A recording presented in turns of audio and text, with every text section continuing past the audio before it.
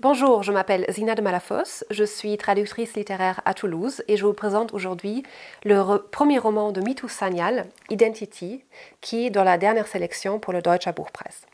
Il joue à notre époque, à Düsseldorf, où la jeune Nivedita, 26 ans, est étudiante d'études postcoloniales.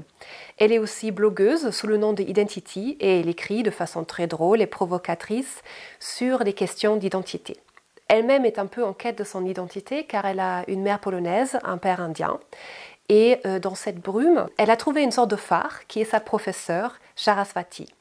Cette femme est une vraie coryphée dans son domaine. Elle est admirée comme une sorte de messie par l'ensemble de ses étudiants. Pour son charisme fou, pour son intelligence et ses méthodes un peu inconventionnelles parfois.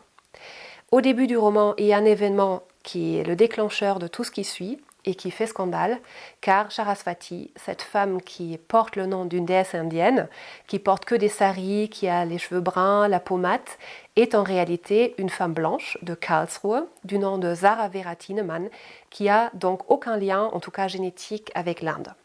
Cela crée un énorme scandale, elle subit un shitstorm sur les réseaux sociaux et dans la vie réelle, et elle essaie de se défendre et de sauver sa réputation pendant qu'elle est cachée dans son appartement.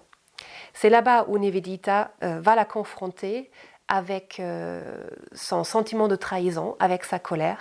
Et les deux femmes, pendant plusieurs jours, vont mener un débat autour des questions d'identité. Sarasvati va notamment argumenter qu'elle serait la première personne transraciale, comme par exemple les personnes transgenres. Elle veut pas choisir son sexe, mais elle veut choisir la couleur de sa peau, elle veut choisir l'héritage auquel elle veut s'associer. Malgré cette construction qui peut apparaître un peu artificielle, ce roman profite surtout de la richesse des personnages, leur ambiguïté et du langage du milieu universitaire, du jargon des réseaux sociaux qui est très authentique et réaliste. C'est tout d'abord un roman très drôle, très surprenant et intelligent.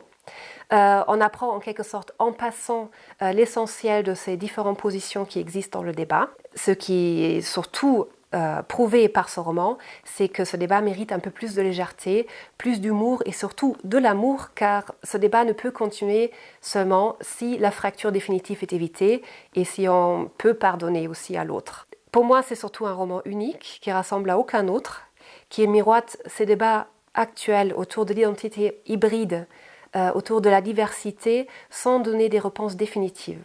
Donc je conseille vivement de le lire.